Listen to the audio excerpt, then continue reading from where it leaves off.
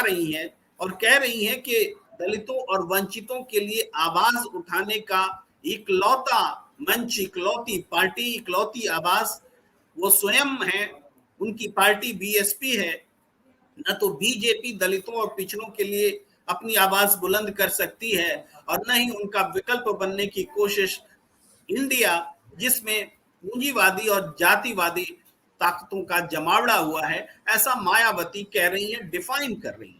एक महत्वपूर्ण घड़ी है भारतीय राजनीति में। देखिए, भारत की राजनीति हमेशा से 3 धड़ों में चली है। 3 से कम धड़े नहीं रहे हैं। सत्ता पक्ष, अपोजिशन और कोई थर्ड फ्रंट होता है, जो न तो बीजेपी न तो कांग्रेस होती है।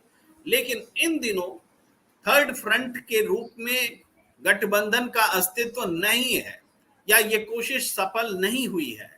अब मायावती भी पूरे 5 साल तक राजनीति में इस रूप में कभी सक्रिय नहीं रही कि थर्ड फ्रंट बनने की उन्होंने कोशिश की हो, ना तो थर्ड फ्रंट को यूनाइट करने की उन्होंने कोशिश की।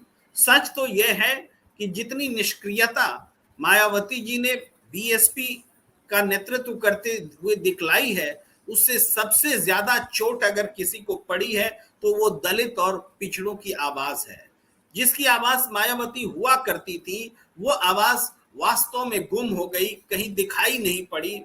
आज मायावती बता रही हैं कि देश में महंगाई है, बेरोजगारी है, दलितों, आदिवासियों और पिछड़ों पर, अल्पसंख्यकों पर अत्याचार है।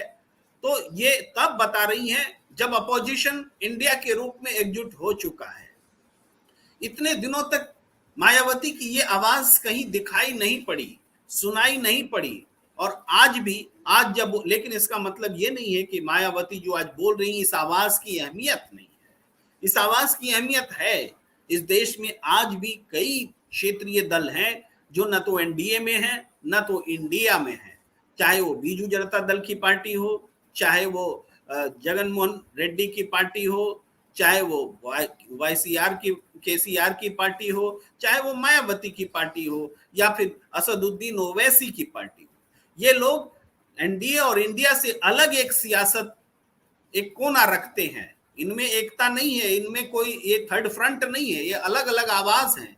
लेकिन ओवरऑल कुल मिला करके ये तीसरी आवाज है, थर्ड फ्रंट की आवाज है। और इसकी अहमियत है, इसकी अहमियत है जब मायावती बोलती है कि दलितों, पिछड़ों, वंचितों के लिए बोलने वाली न तो एनडीए रही है और न तो कांग्रेस, जिसके नेतृत्व में इंडिया गठित हुई है। वो समाजवादी पार्टी पर भी हमला करती है कि समाजवादी पार्टी बिना नाम लिए हुए बोलती है कि वो जातिवादी पार्टी है, वो पूंजीवादी पार्टी है। एक तरह से वो कांग्रेस को पूंजीवादी और समाजवादी पार्टी को जातिवादी पार्टी बोल रही है। लेकिन प्रश्न ये उठता है कि मायावती जी को ठीक आज के दिन प्रेस कॉन्फ्रेंस करके ये सब बताने की जरूरत क्यों पड़ी? इसकी जरूरत इसलिए पड़ी क्योंकि भारतीय राजनीति में जब सारे दल अपनी अपनी पोजीशनिंग कर रहे हैं, या तो कोई नरेंद्र मोदी के साथ है या तो कोई नरेंद्र मोदी के खिलाफ है, इस तरह की सियासत हिंदुस्तान में बन रही है, तो उसमें मायावती कहाँ है? इस बात को चिन्हित करने के लिए, अपने मतदाताओं को हौसला देने के लिए, अपने समर्थकों को विश्वास दिलाने के लिए कि जो राजनीति एनडीए और इंडिया से अलग हो सकती है, उस राजनीति पर बीएसपी कायम है। और ये बात देखने की होगी कि आने वाले समय में ये सोच, इस सोच को कितनी मजबूती के साथ मायावती थ्रू कर सकती है। क्या दलितों, पिछड़ों को जो वो साथ रखकर राजनीति करती रही हैं, उसको वो आगे कैरी कर पाएंगी?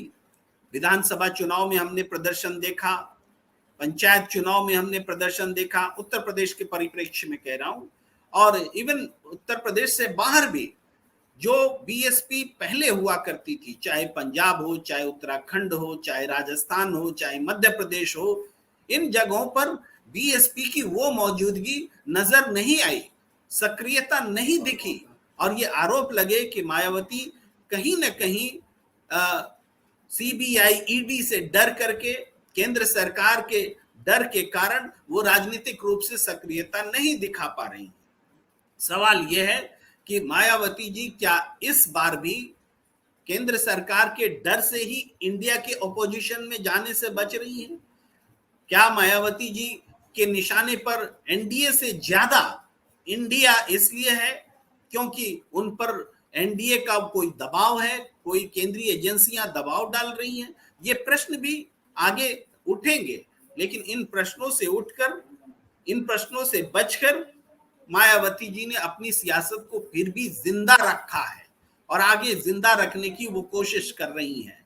लेकिन मायावती जी को मिर्ची क्यों लगी, वो स्पष्ट रूप से ये है कि इंडिया में अखिलेश यादव की मौजूदगी ने, अखिलेश यादव के सम्मिलित होने से, जयंत चौधरी के सम्मिलित होने से आने वाले लोकसभा चुनाव में उत्तर प्रदेश में एक मजबूत फोर्स के तौर पर कांग्रेस, एसपी, आरएलडी और भी कुछ एक संभावित पार्टियां अगर आए तो ये मजबूत फोर्स के रूप में सामने दिखेंगे।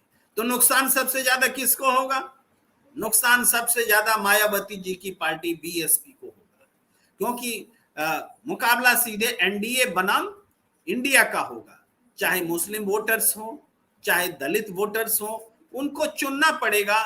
तो वो कॉर्नर्ड हो चुकी पार्टी बीएसपी को पहली प्राथमिकता नहीं देगी, क्योंकि बीते दिनों में ये सामने आया है कि बीएसपी को जितने जोर शोर के साथ में एनडीए के खिलाफ, बीजेपी के खिलाफ सियासत करनी चाहिए थी, वो नहीं कर सकी। दलितों पर हमलों की अनेक घटनाएं हुई, हाथरस से लेके दूसरी घटनाएं घटती रही, अल्पसंख्यकों पर हुई, लेकिन मायावती जी ने कब मुंह खोला? ये सवाल इसलिए महत्वपूर्ण है कि वो प्रश्न जिसके कारण मायावती जी बाहर नहीं निकल सकी, मुखर नहीं हो सकी, बीजेपी सरकार के खिलाफ नहीं बोल सकी, वो कहीं सीबीआई, ईडी का डर ही तो नहीं था। और अगर वो डर बरकरार है, अगर वो डर कायम है, तो आज भी उनकी आवाज में एनडीए के खिलाफ वो मुखरता नजर नहीं आ रही है जो होनी चाहिए थी। ये इंडिया के खिलाफ में मुखरता नजर आ रही है। ऐसा लगता है जैसे इंडिया ने सत्ता हासिल कर ली हो, ऐसा लगता है जैसे इंडिया सत्ता में हो। तो कांग्रेस के नेतृत्व में अगर एक गठबंधन खड़ा हो रहा है बीजेपी के मुकाबले, और तो उसका विरोध करना वास्तव में ये दर्शा रहा है कि मायावती जी कहीं ना कहीं भारतीय जनता पार्टी की सियासत, एनडीए की सियासत को समर्थन देती हुई दिख रही है। प्रत्यक्ष रूप से वो विरोध कर रही है, लेकिन उनकी राजनीति से मजबूत कौन होगा? एनडीए मजबूत होगा। कमजोर कौन होगा? इंडिया कमजोर होगा। लेकिन ये दोनों स्थिति तब होगी जब मायावती प्रभावी होंगी। फिलहाल तो मायावती जी प्रभावी हैं ही नहीं। विधानसभा में उनकी सीटें नहीं रह गई हैं, शून्य हो गई हैं। लोकसभा में 10 रह गई हैं। बीते चुनाव वो भी समाजवादी पार्टी से गठबंधन के